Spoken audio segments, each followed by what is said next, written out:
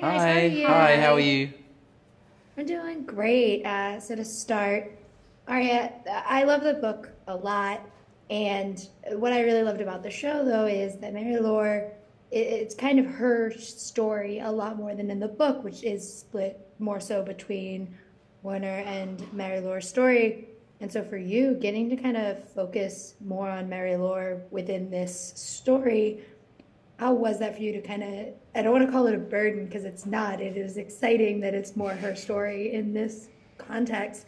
How is it for you to kind of take that on and get to tell this version of her story in this way?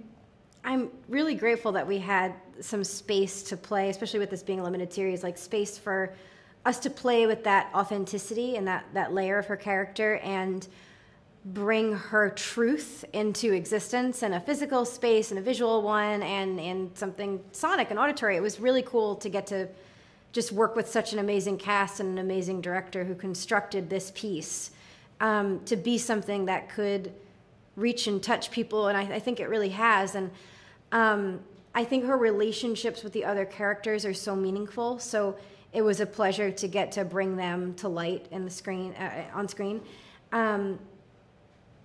Yeah, I'm also a fan of the book. And there are so many moments that obviously are really inside her head. They're pure text that we can't translate to a visual medium.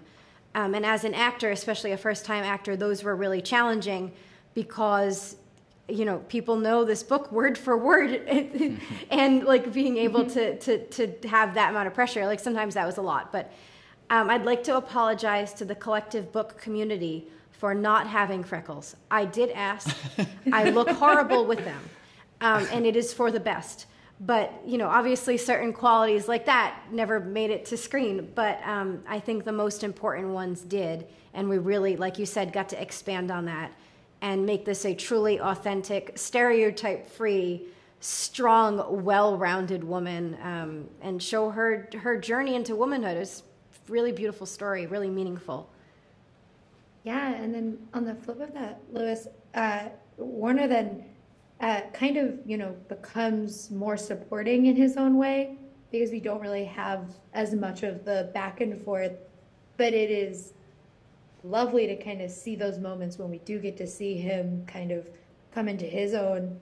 And so obviously you still have the book to kind of go back on and fill in those gaps for you as an artist. Yeah.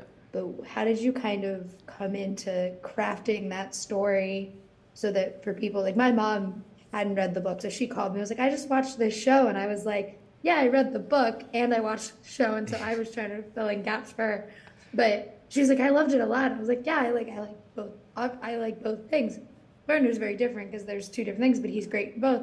But for you, how did you kind of navigate both those sides to make him so well-rounded in a medium that does kind of switch how his perspective is told?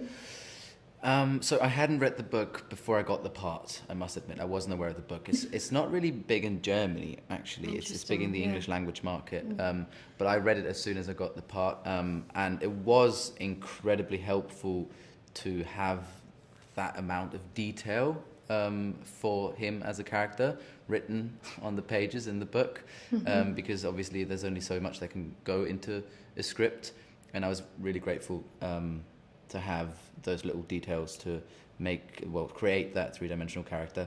I think I just kind of felt like a lot within that series, but also in real life. I just felt like a supporter of Aria's journey, like when she got to Budapest when we were filming. That was 2 weeks or 3 weeks before she was in, and I was only doing my scenes. You were on set. I get to watch everything. We just sort of, I don't know, I explained some stuff to you or showed you some stuff, or whenever you had questions, you know, you could sort of come to me. So I think not only in the mini series, but also in real life, I was very happy with that supporting role. I remember you said something support to me as much as possible. But like you wished when you started you had someone who could have done that for you, and I'm like, I just thought that was so special because I'm like, I couldn't imagine my journey especially now having gone and worked on other sets and done other things. Like, I can't imagine how different it would have been if I didn't have that time at the beginning with you and with Sean. But it would have just, I don't know. And like, that meant so much. So yeah, no, it was really great. It's so, correct me if I'm wrong, Aria, but you are Italian, correct? Yes, I am Italian. Okay, so you mentioned the freckles, which I do have, but I was like, I didn't even clock that. Yeah. What I did love was seeing an Italian man with an Italian daughter playing father and daughter, because you and Mark Ruffalo were so cute in this movie as a father and daughter movie, in this limited series, as father and daughter, and I really loved that dynamic, because I think Thank you. That's what makes the book so special, and it's also what makes the series so special as well, is Marie-Laure's kind of dedication to her father, even though, like, we as the audience and as the readers know, like, there's no way that man kind of coming back. There's no way he made it. You're like, there's no way, and she is determined. She really is. And when you are crafting these relationships, it's the same with Werner, it's the same with everybody.